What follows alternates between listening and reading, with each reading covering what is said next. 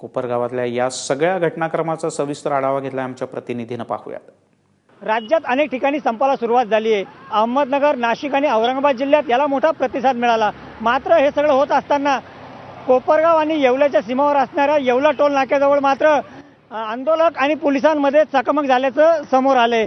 त्यामुळे येवला टोल नाक्याच्या पुढे कुठल्याही प्रकारची वाहनं जाण्यास आता मनाई करण्यात आली. आपण या ठिकाणी पाहू शकतो की कोपरगावपासून 10 किलोमीटर अंतरावर ही सर्व वाहने या ठिकाणी थांबवण्यात आली आणि जी छोटी वाहने आहेत त्यांना पर्यायी मार्ग म्हणून दुसऱ्या मार्गाने सोडण्यात येते. ठिकठिकाणी पोलिसांचा बंदोबस्त आहे. आज सकाळपासून झालेल्या या येवला टोल नाक्यावरील आंदोलनात जवळपास 100हून अधिक वाहनांच्या काचा फोडण्यात आल्यात. एकूणच या आंदोलनाने या ठिकाणी हिंसक वळण घेतल्याचं आता समोर आलंय. त्यामुळे आता हे आंदोलन अजून किती दिवस चालेल आणि सरकार यात काय भूमिका घेईल हे पाहणं महत्त्वाचं ठरेल. नितीन ओझा, एबीपी माझा, कोपरगाव, अहमदनगर.